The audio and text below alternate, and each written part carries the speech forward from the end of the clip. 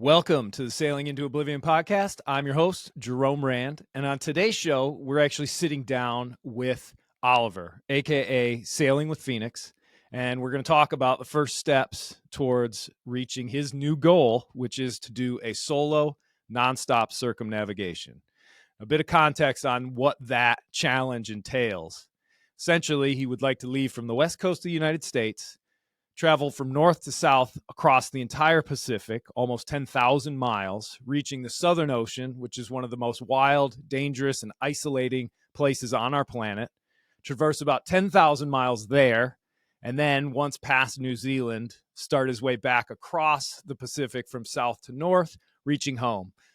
An adventure that'll take probably between 8 and 9 months, traverse nearly 30,000 miles, and make it so that Oliver can join a very, very small club. Now, to do this outside of the racing world and the record-breaking world, to just take a boat that you buy, you outfit, and you take off and do this in an unorganized fashion is definitely a bit risky, but it is also one of the greatest challenge adventures that I think humans can undertake. Now, in 2017 and 18, I did that in my West Sail 32 Mighty Sparrow, and Oliver has asked me to help him get prepared for that voyage. This podcast is just the first of many. It's kind of all over the place. We had a few technical issues, but hopefully it gives you a bit of insight into where we're going forward, and also to come, we're going to have much more specific topics and many more shows in the series. Thank you for the continued support on the YouTube channel, as well as the Sailing into Oblivion podcast. You'll be able to follow all of our preparation and training going forward at Sailing with Phoenix or Sailing into Oblivion. Thanks for watching, and without further ado, here's my conversation with Oliver. All right, Oliver, back in the studio. How we doing, sir? Good. Really good. Excellent. Yeah. Excellent. How are you? I'm doing all right, man. I honestly, I almost had like butterflies as if I was about to embark on some giant adventure. And in some ways, being part of it, there is like a little you bit are. of that Yeah. where it's like, holy cow, like I better be able Yeah. to make sure I can do the things I do as far as like coaching and training and everything. But yeah, exciting stuff, dude. It really is. Yeah, I'm stoked. I'm super excited for it. Well, and I guess I don't even really know where to begin with this at this point. But I guess thinking of like dates and stuff, have you sold the boat that you're on right now, the Compact? No, I'm gonna list or start the process of listing it next week, and then I'm gonna leave here officially next. I'm flying out tomorrow to go because I don't have a bank here. My bank doesn't bank here, so I have to like go to my bank in person. I have to fly there to go to my bank in person to wire the money officially to buy the boat. Yeah. But I will own the boat by tomorrow afternoon, the new one, Wow. and then fly back, get this boat ready to be sold, and then and then leave again and just go move on the boat. So just a few loose ends to tie up before, It all happens. Yeah. Well, I was checking out the Pacific Seacraft 40, and that definitely is a beast of a vessel for sure. Yeah, I think it is the right boat for sure. It's a good boat. I mean, everything from being a double ender to having a skeg hung rudder, which protects that, and definitely a seaworthy vessel for sure. So good pick on that one. Yeah, thanks. Yeah, I like it. I think it'll. Yeah. How did you land on that one? Well, I just doing looking into it, doing research, and just looking at a bunch of boats, and that one. The reason I really liked it is because it was really similar to this boat in that like it's not been touched. You know what I mean? The guy hasn't touched it, and like you look at all these boats and they've got all got massive things done to them, and it's Yeah. like I don't know if I would rather have a clean slate so that I know what I'm doing. You know, I don't want to put a massive hole through a bulkhead to put like a speaker or something. You know what I mean? And so like just so it's just untouched, and all I have to do is I have to outfit it, and I just like the idea of that, and that's how that's because when it initially it went. So like I was in the negotiation wars or whatever with it, and then it. Sorry, I don't know how this is gonna work here. That's okay, She goes man. to walk Always all over the welcome. keyboards. Yeah, but I don't know how. What was I gonna say? I was in the negotiation wars with it, and then it fell, and then somebody at the last, right when I met their offer, somebody went in on an offer way higher, and then went into contract with a boat. And that's when I was like, because I started looking at other boats, and I was like, I don't want any of these boats. And I was like, well, that's when I made like the impulsive decision. I was like, all right, I'm just gonna sail. I'm just gonna do another because this boat needs another refit. I'm just gonna do Yeah. another refit on this boat, and then I'm just gonna continue sailing through the South Pacific, and uh, and yeah, and then I went and rounded South Point on Big Island, which I intentionally went in like rougher conditions because I knew I was going to be in a position to where I could like run, turn around and run with it if Right. it was too much. But it was like 6 to 10 foot seas and 30 knots into the wind, and I like that was like the roughest sailing I think I've ever done in this boat. And Yeah. like I like cracked the bulkhead, and and so I learned a lot too about this boat, and then I was making all these realizations. I was like, yeah, this is because I could feel that the boat was really like I was really pushing her hard, and it was not good conditions by any means, but it wasn't that crazy. You know what I mean? Like it wasn't that crazy. Like my boat, I feel like needs to be able to. I need to break before my boat breaks, and my boat was breaking before I was breaking. So, Yeah, right. and That's so not a good like sign. I'm making all these realizations, and at the same time, literally, I'm literally rounding. It's like day two. It was supposed to be like 85 miles or 75 miles, turned into like 380 miles because I couldn't sail in the wind. And uh, but it's like day two, rounding it, and I'm sitting there making all these realizations, and then all of a sudden the broker reaches out and goes, "Hey, the boat fell out of contract. You interested?" And I was like, "Oh my god, that is a sign. That Yeah, is a yeah, sign." right. And I originally I told myself if I'm going to get another boat, I am going to do like I committed to the idea of if I get another boat, I'm doing a solo nonstop with it. And then that fell through, and I was like, all right, well, I guess I'm not. And then and then through the lapse period where I was like not going to do when I decided to take this boat and continue on, I don't know. I just felt like it just felt, I don't know. I just was felt, one thing I've learned about myself and sailing too is that like going to places is cool. Like I like going to places. I like seeing places, but I like to sail. I like getting there. I like the process of this. I enjoy sailing. I like the mission of getting there. Yeah. When I get there, it's like it's cool. I like it. I like to see places, but it's not. I realize it's not actually the thing that I like that I'm passionate about. It is the sailing in and of itself for sure. And Well, so and I couldn't agree more with that one. I mean, I always since I did my nonstop, I constantly am asked about like why wouldn't you want to stop in all these yeah, places?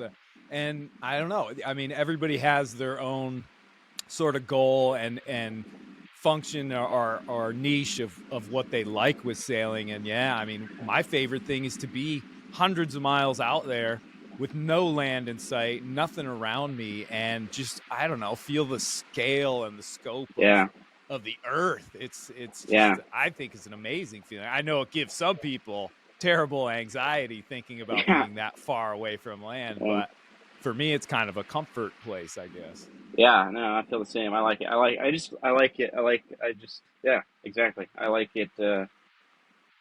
I like to sail, I guess. I don't know. I don't think it's that difficult. It's just pretty Yeah. simple. It's just like I kind of like. I Yep, know, I I know. like to It's sail. hard to Yeah. articulate though, because I'm sure people already just from your post letting people know your intentions and stuff. There must be a huge outpour of like, why are you doing Hmm. this? Why would you want to do it? And people asked me that all the time before I went, and I mean, I couldn't really give any sort of real concrete answer. I just knew there was this thing burning inside of me that said, this is something I need to take on. And I Yeah. desperately, it just kept getting more and more intense to the point where I was like, this has to be done. I got to do this thing. Yeah, that's exactly how it went for me. It's just like I don't know. It's something that built, like a thing that like built over time, and it just kept getting more and more powerful. And then I don't know. I couldn't shake it off. And it's not like I want to do it. Like you know what I mean? Like Oh, it's it's not. punishing. Yeah. Left off.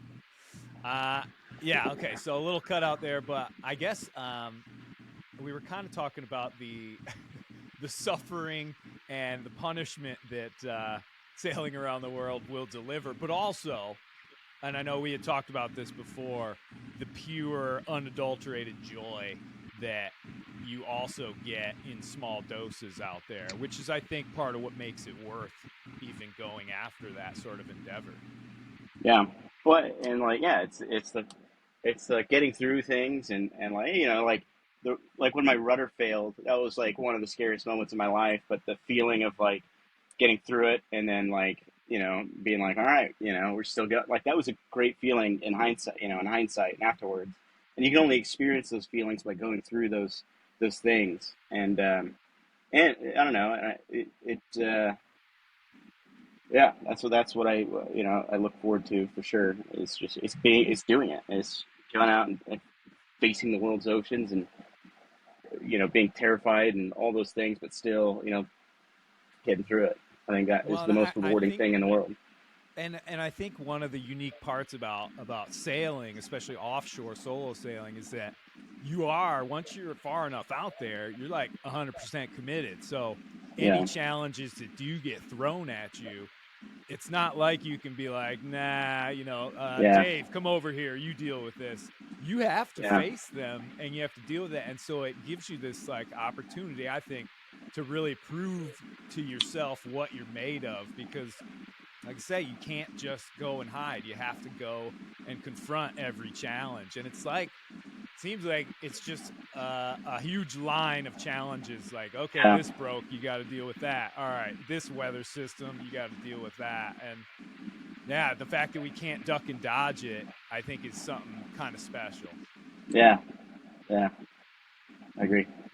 But also sometimes where you just don't want to get out of your bunk and it gets real Yeah, frustrating. And yeah, that's where that whole mental game really comes yeah, into play, because it is like, I, after doing it and getting back, really having time to think about that trip and that voyage and some of the biggest challenges, it really, I'd say it's like 99% a mental challenge of yeah, keeping going and not pulling out and basically heading off to some island somewhere. yeah. It's definitely a tough one for sure. I mean, what do you see as some of the big challenges that you personally will be facing, or what are some of Uh, the things you might think are going to be the hardest to deal with? uh, well, the biggest thing I think of that would be the hardest thing would be like if I'm in the Southern Ocean, I'm in 50 knots of wind and 20-foot seas, and like something like as bad as like the rudder fails. Like I think about that. It's like how would I deal with that? How do you deal with that? Yeah, Yeah, yeah. Well, I definitely think that one of the big solutions for that is kind of twofold. One is to keep the boat, as simple as possible. Like the less complicated a boat is, the less working and moving parts, the less stuff will break.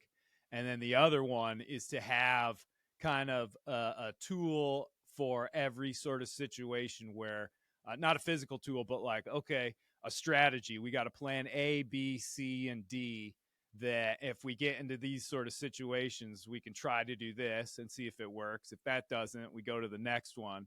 And that's something I think you and I will be able to put together. If we're out on that boat, in the time leading up to the voyage, that's the stuff that we'll be able to practice. Like, how can we hove to? How can we, stall the boat out so that we can deal with anything we need to? And just kind of coming up with these strategies that, you never know which one is going to work at what time, because the ocean is always a little bit different. But knowing that you've got a couple different strategies, like I would, whenever a low pressure system down in the Southern Ocean would be coming through, I'd be racking my brains in the beginning. I'd be worried. I didn't know. And then I started coming up with those different game plans. And that eased my anxiety and my fears enough so that, one of the most important things is to be able to just get some sleep so that you're rested when the weather does come on. And, you're in a better position mentally and physically to be able to deal with it. The fact that you are really good at sleeping, which Oh yeah, actually is yeah, one of the biggest attributes for a solo sailor, getting that rest and getting that yeah. sleep. I'm just lucky. And I was thinking of saying I was worried about being that I was going to sleep like I was going to not be able to wake up for emergencies and Yeah. stuff. And I actually ended up doing all right. Like I did fine. Like if the boat jibed or something in the middle of the night, I would like subconsciously realize that I'm like on the other side of the bed, and I'd be like, "Huh, I'm not supposed to be here." And Yeah, right. and Something's so different. yeah, yeah. So I think I'm all right there. But yeah, I could sleep, which is definitely good. Because Usually, I can imagine how, especially with somebody with like, if you have like the kind of anxiety that like affects your sleep, I think you would go insane for sure. yeah. Oh yeah, no, Insane. for like my in my experience on that trip especially, um, I was kind of messing with my own head in some ways. When I first started out, like the first 2 weeks, I was kind of riddled with anxiety because I was thinking of like Cape Horn and the Indian Ocean, all this stuff that was, thousands and thousands of miles away. It was going to take me 2 months to get to the Cape of Good Hope anyway, but I kept like focusing on the entire planet, and I was kind of like, what am I doing? Like, this is ridiculous. And it really did help to start like shrinking down my focus and being like, well, I've crossed the Atlantic Ocean a couple of times. I know I can do it before. I can definitely do it now. So let's just focus on this, and we'll worry about the Southern Ocean when we get to it. And like literally, that was like almost flipping off a light switch, because all of a sudden I was like, oh, okay, I don't Yeah. have to worry about this anymore. And those mental games that I sort of developed as I was out there, they did really help. I mean, holy smokes! And that's something that, looking back on it, and now when I do coaching with people offshore and stuff, it all comes into play, because by sharing those experiences and the issues that I had, I think it helps people be like, well, I'm pretty anxious right now, so let's talk about it. And I don't know, it really does open up the avenue of like communication and how to develop those skills mentally to deal with it. If that makes any sense, I might be like jabbering No, it all makes it over makes there. it makes total sense because I mean it's the realization I made. I learned from when I'm applying it again now, which I need to. But like when I originally, because I wanted to buy a boat 3 years ago, and I wanted to do this 3 years ago, but I did the exact same thing where like I would just think too far ahead of Yeah, scenarios that haven't even happened or may never happen, and then I realized the only way like through it is to just solve the problem that is directly in front of you. So then my right, problem at the right. time was, do I have a boat? No. Get the boat then, Yep. do I know how to sail? No. All right. It's all you right. know, Let's deal with that one yeah, yeah. and move on. Yeah. And so it's the same thing. The same. It's just the same. And I think that applies for a lot of areas in life. Like in that case, for the next 10 months of this refit, it's like okay, so I got to get the boat. I got to outfit the boat, and then I have to like, do I know how to sail? Not really. So I need to like hone in on that and on those skills. And then the same thing, when I leave for those, months where I'm in relatively calm weather, like waiting for the suspense. It's like, well, I'm here right now, and I could get through the Southern Ocean, Indian Ocean, all just fine. Who knows? Right, right. you No, for know, sure. Well, and that's one of those things too, where yeah, just leaving from the Pacific Northwest, that's going to give you essentially 2 months of 24 hours a day, 7 days a week sailing. So practice, and by yeah, the time you get to the Southern Ocean, and this is what I found, was all of a sudden, dude, I'm like, I'm you're like in a tune. hardy Yeah, yeah, freaking sailor guy, and I am just eating the ocean up, and yeah, I'm loving it, and I'm in the zone. And so that when it got crazy and when the weather came in and I got to the Southern Ocean, it was like, holy cow. But I was so much more prepared than when I first set out. So yeah, yeah, it's kind of keeping those things in mind, because again, yeah, you're trying to just mitigate the fears and all the stuff that can play in your head. And I mean, I know I'll keep on harping on this about the whole mental thing, but keeping control of your thinking and your mind out there, because you're isolated, you're in a stressful sort of situation, and the fact is that some people can lose it out there, and so we got to yeah, just develop those tools to really make sure it sticks together, I guess. But I think we'll be able to. I yeah, have no doubt, man. I think it's going to be pretty fun, like working together to get yeah. everything right, and like I said, get as many plans of action in as possible. Yeah, I'm super excited, and I appreciate it more than anything. Is I definitely need the help, and I need this. I need to acquire the skills. Um, so yeah, Well, we need to break the boat and then fix the boat and yeah, then find yeah, every weakness yeah, in this new boat that we yeah, possibly can. I mean, with Sparrow, I was able to get about 10,000 miles under her keel before I did the final refit and took off. And dude, I used to break stuff left, right, and center, and then I'd yeah, fix it, and then I'd break it again, and you just kind of gradually go through that process. But it should be pretty fun. And like I said, that boat definitely looks like a weapon. So yeah. I'm that super excited about it. you're I'm already stoked. starting at Yeah. such a high spot. So that one should be pretty cool. How much seamanship stuff do you want to get into as far as the old timey action? The old sextants and charts I and don't know how to do any of it. well, I don't know how it's to do any of it. So I need to learn how to do all of it. well the nice part I is don't know how to learn to do all of it because I don't know where to start, and I don't like to read, and like it's impossible for me to read. So I need to like buy charts of and chart the I don't know how it works, but like chart the chart the passage and start looking at the sun, staring at the sun with the sextant and stuff. well, you are in luck, sir, because Sweet, I absolutely love doing that stuff. And cool. I mean, the chances that you'll have like a full on electrical failure or you get struck by lightning, you lose all the electronics and have to go, 50 years in the past with the technology is very unlikely. But it is one of those things where I'm happy to hear that you want to get prepared with that.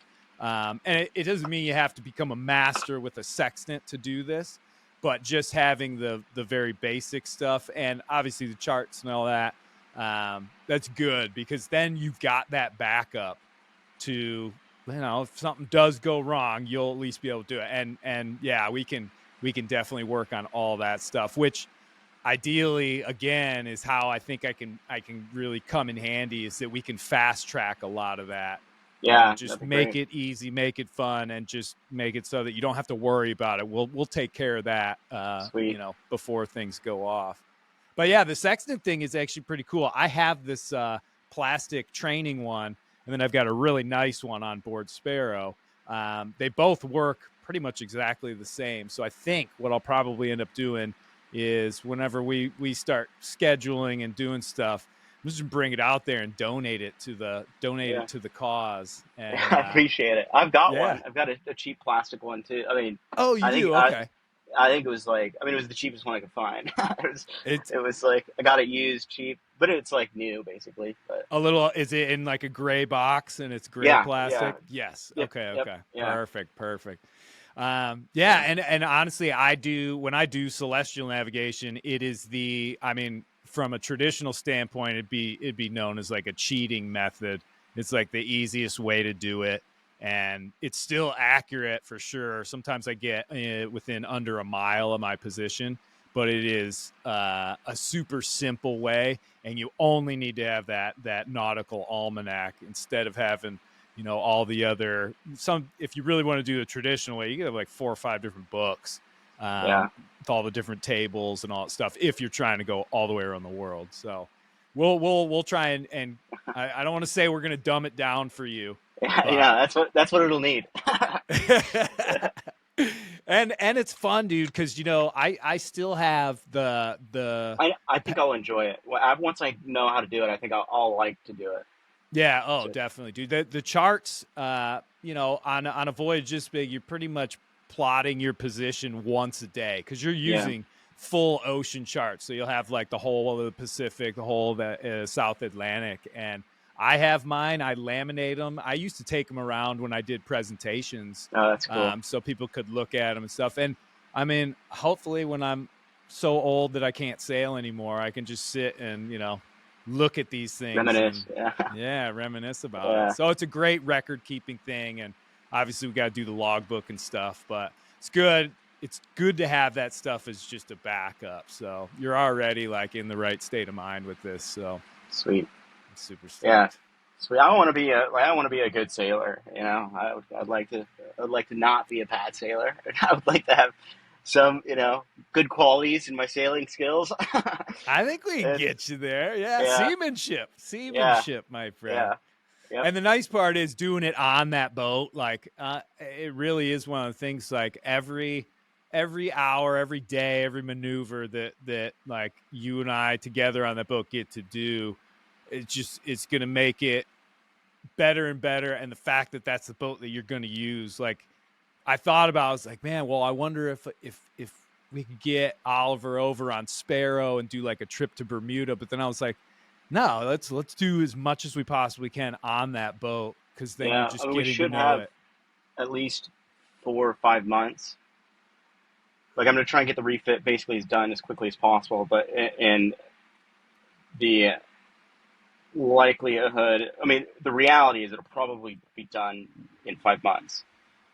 So that would leave us basically 4 or 5 months. I'm gonna try and get it done in 4 months because the more time, the better to like go sail and really put it to work, and then have some time to um, fix the things that do break as well. Yeah. But Because you probably end up having to bring it and haul it back out, the last few weeks or month before you actually set off on the voyage. yeah, Which I had said I looked up when Randall Reeves set out when he did his circumnavigation, and he left, I believe, September 30th. okay, When I did mine, I left October 3rd. And so that's going to be our kind of time frame. Obviously, we have to look at the weather when those dates come, but we basically kind of have that ballpark date set for a good departure, because that essentially puts you at Cape Horn not too early, and in the Indian Ocean, which I think is probably the most testy of all the oceans down there, pretty much at the peak of the summer. And that's going to be the best chance for best weather and all that sort of stuff. And because it really is that stretch from Cape Horn until you get around New Zealand and can start heading back, like that's the proving ground, my friend. yeah, that's Yeah. sweet. But that's the other cool thing is, thankfully, I've got a lot of good solo sailing friends that have done quite a lot of big trips like that, bigger trips than mine even, and I'll be able to draw on some of their knowledge because they've done the Pacific route as well. Okay, cool. So hopefully we'll be able to tap a few of these guys and get some even better information, because I think one of the oddest things, like when Matt Rutherford did Around the Americas, when he got through the Northwest Passage and cut through the Aleutian Islands up off Alaska and started heading south to Cape Horn, I think by the time he hit the Southern Ocean, he was closer to New Zealand because the trade winds, are going from east to west. You get to the Southern Ocean, and then it's the westerlies that bring you back. And so it's kind of a strange, you can't just stay along the coast. You've got to go out and, get down there. But again, we'll be going over all the routing and all that sort of stuff, later on. Sweet. It's so cool. Like the plotting and planning for an adventure of this scale is so crazy. It's so much fun. Yeah. That's where the So fun, much fun. yeah, I feel like that's where the fun lies. Like the cool, like, I don't know, the whole thing, the whole pack, literally the next like 2 years of my life are going to be like nuts. And, but it'll be probably the most memorable, like coolest 2 years of my life ever, So I think it's important for me to like recognize that and, just, just recognize it and take stock every once in a while. I'm excited. Yeah. I mean, it is like, dude, you're spot on with that one. 'Cause it especially when things start getting going with the new boat and everything, it's very easy to just get caught up in like the whirlwind, and all of a sudden, like, you kind of open your eyes and like 3 months have gone by. Yeah. And just taking that pause every once in a while to be like, I'm on the adventure already. Like, Yeah. this is all part of it for sure.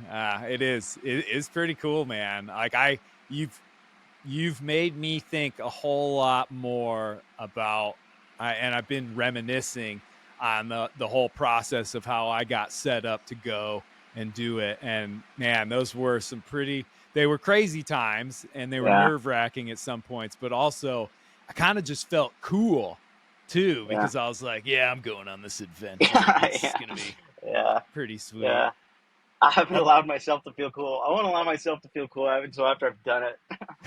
Because the thing about social media too is like I'm obviously gonna like document the whole thing, and it's like I'm fortunate that I am willing to like fail in front of the masses. You know what I mean? So like, because that does add another element to it, and it's important for me to just stay completely grounded and not.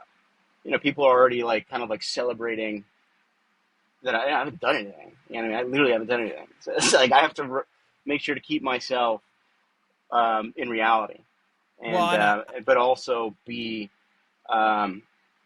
completely okay with the idea of like failing. Going out after a month, something explodes, and it's like, well, right. I gave it a shot. Well, and I think honestly, I mean, when people used to ask me what I thought my chances were, I told them less than 5%. And not because I was going to give up, I don't think, but it was more like you're saying, you get the equipment failure.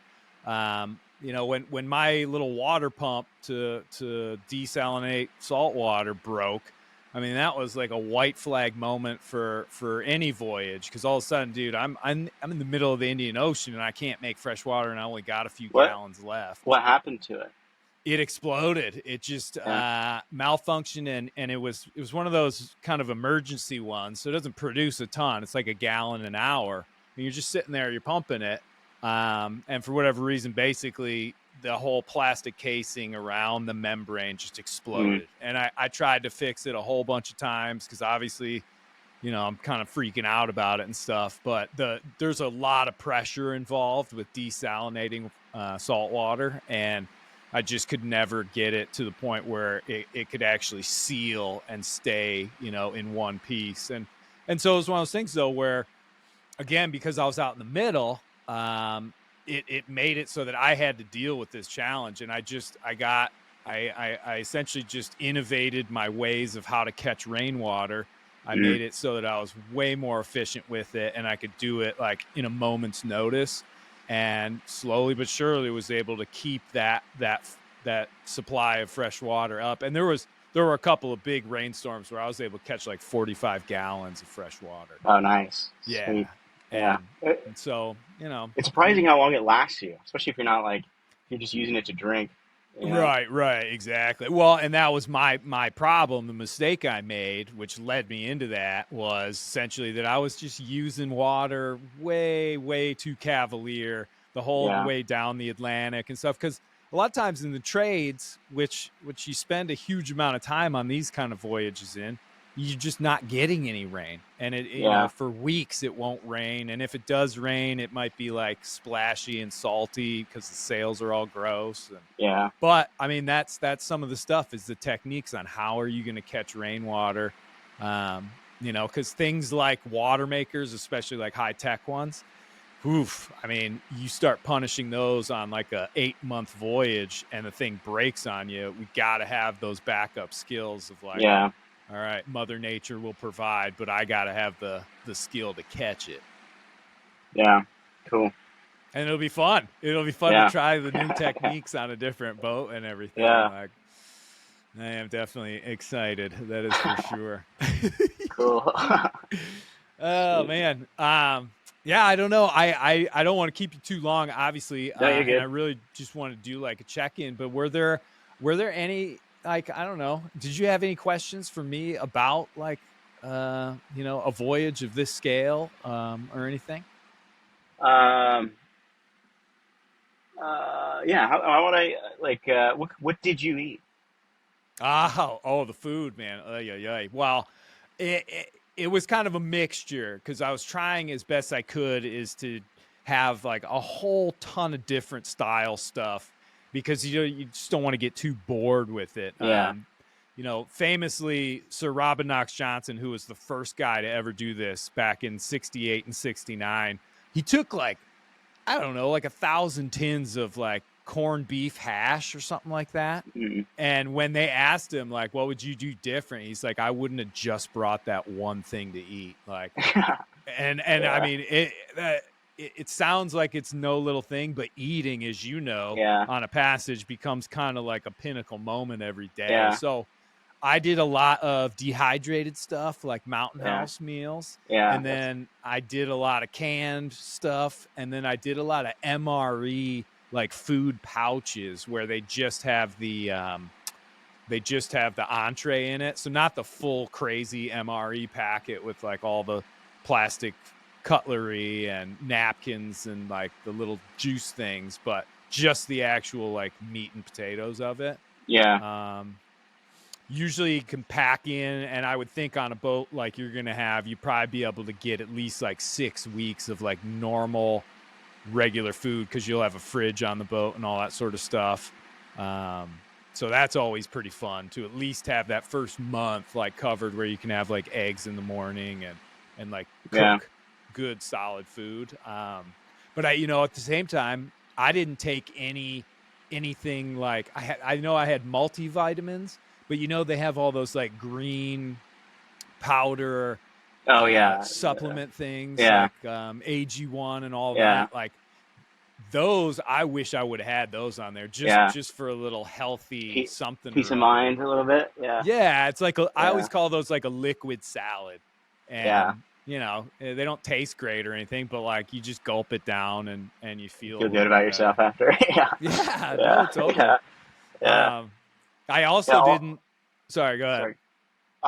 All I ate was the for the 25 days, but all I ate was the those dehydrated meals, which were amazing. Like they were because prior to leaving, I had only eaten like rice, beans, and mac and cheese for like a year straight. That was my diet. And then I felt spoiled after I left because I was eating the dehydrated foods, and they were like 5-star meals. Right. They're so good. So I was like, this is great. What one was your favorite? It was a tikka masala like curry or something. Oh, that's my favorite. Nice. It's super good. Yeah.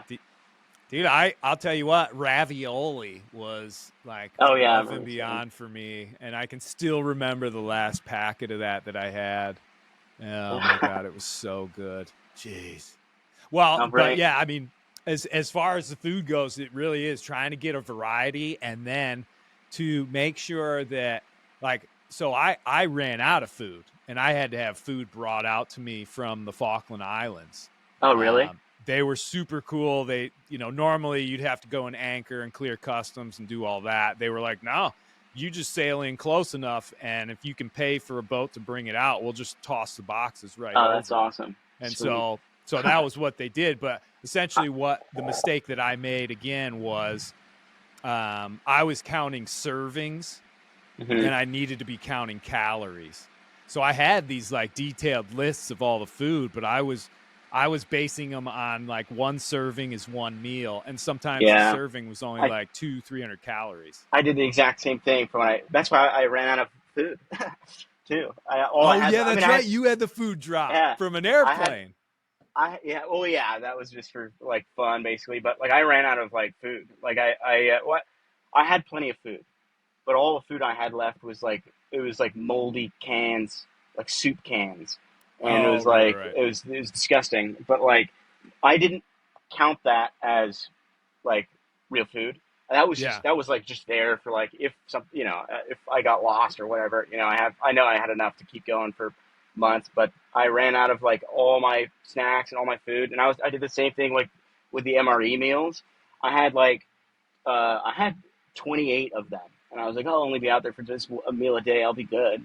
I planned around those being my meals, but those are only Right. like 600 calories. So Yeah, I was yeah. like, wanting to eat like 3 of those a day. You know. Right, right, So yeah, exactly. Well, yeah. yeah, So you and I have both been in the exact same boat on that one. Oh yeah. man. Yours is a I little more lost extreme. yeah, I lost like 45 pounds. Wow. Cuz Wow.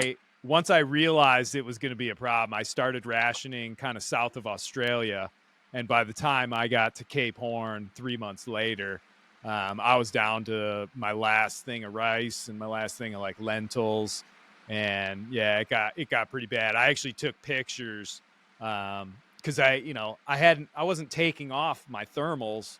I don't have a heater on the boat, so I'm just adding more layers. And Yeah. you're just trying to get through the Southern Ocean, and I hadn't seen what was happening to my body. And when I Yeah. finally Yeah. got to that warm day where I was able to, take a bath, so to speak, I peel these layers off, and I'm like, oh my god, there's veins like Yeah. everywhere, all Yeah. over on my legs, on my stomach. And I took pictures, dude. I looked emaciated. It was crazy. And Yeah. It's crazy. yeah. So we're gonna try our best not to have that happen to you, because I'll tell you what, man, it was so hard to sit on that boat sailing away, and I had, a supply of food, but I couldn't eat it all, and I was so hungry. And I knew Yeah. that if I ate too much of it or I didn't ration correctly, I wasn't going to make it to even Cape Horn. And Yeah. all you do is sit there and you look at this food and you're like, Yeah. Yeah. I'm so Yeah. hungry. I don't have great impulse control when I have food with food too. You could see in like I think it was my YouTube video. I knew the first day I messed up. The first day, it was like 4 hours in. I literally in the video. I'm like, I've had 2 bags of chips. I had like 6 oranges, Yeah, and right. I'm like that I have like 3 bags of chips left, and yeah, it's just funny. It's hard, man, because I Yeah, mean, you got so much time on your hands out there, yeah, and I don't know, but I do know one of the sort of safety precautions that I did after that trip for all the other voyages and stuff was I got like 3 or 4 of those bucket doomsday prepper oh yeah, food supplies. So like literally and the stuff doesn't taste good, but you can survive on it. It's got, yeah, 30 days worth of food in each bucket. I always have a few of those on Sparrow because they're so easy to store somewhere and you just forget about them. Like the shelf life, I don't think they expire until like 2050 or something like oh that. nice, yeah, that's Yeah. cool, So, yeah, you at least have that. And then I, if for whatever reason we somehow still screw up the provisioning, which I don't think we will, you'd always at least have that out so that you can yeah, keep going. Because really, in my mind, the biggest thing is to just be able to keep going, make it all the way around to, past New Zealand, and then it's just home stretch right there. yeah, yeah. It's like food, rudder, rigging, sails, electronics, Spares, water, tools. yeah, spares, water. How are the sails on the boat? I think they look okay. I'm gonna get new ones. I think I'm gonna get like 2 new sets, and then I'll have Nice. the. You think 3 full sets is enough? Well, you can kind of go 2 different routes, where you have like a brand new set of sails, and then you have a backup set of like used sails, and then you actually have a sewing machine so that you can Yeah. fix and repair these things. You have a sewing Well, machine? oh yeah. Yeah. And because remember, I I mean, hate sewing. I was on such a small budget that Yeah. almost all my sales, except for two of them, were old used sales that I bought from a secondhand shop. And so, yeah, I was definitely constantly doing that. But the ones that I had built, I had them built specifically for, Southern Ocean, round the world trip. So they were really heavy duty and they could stand up to the beating. And I think I got out of the mainsail, I got 70,000 miles out of Wow. that sail Yeah, before that's it got awesome. to a point, where it was done. So, um, yeah, I don't know. Did, That'll be part of the planning and did all you that sort do of stuff. the full circumnavigation on one set of sails? Uh, well, that on that mainsail, yes, and the staysail, yes. And then I think I had a total of 15 sails on the boat, including all the head sails and because everything's old school on Sparrow. There's no furling, so I have to Hmm. switch completely the sail every time I want to change up the size, Yeah. um, which is a lot of work, but it's also a very simple system that doesn't fail. If you're using all the furling stuff, The jam. And, if something breaks on that, then all of a sudden it's like, shoot, like how do I don't have a jib anymore. So we have to figure out like ways around that and make sure we have all the right spare parts, things like that. But for Sparrow, it was just like, got a ton of these old sails. I mean, I went out with 15. I think I came back with like 10 because I yeah. shredded some, Oh yeah. getting caught That's what I in. was wondering. Yeah, like there was a really bad one. My favorite sail was this big red, white, and blue drifter, this super light wind, giant jib. And I fell asleep in the doldrums coming back, and I'd been out at sea for like 200 something days. And dude, I got walloped by a squall. And I woke up to the boat just lurching over, and then a huge pop, and then just the sound of shredding sail. And I was just like, oh no, my favorite sail. I miss it still. I love that sail. But luckily, nothing broke on the boat because that would have been the big scary one. But Yeah. yeah, sail.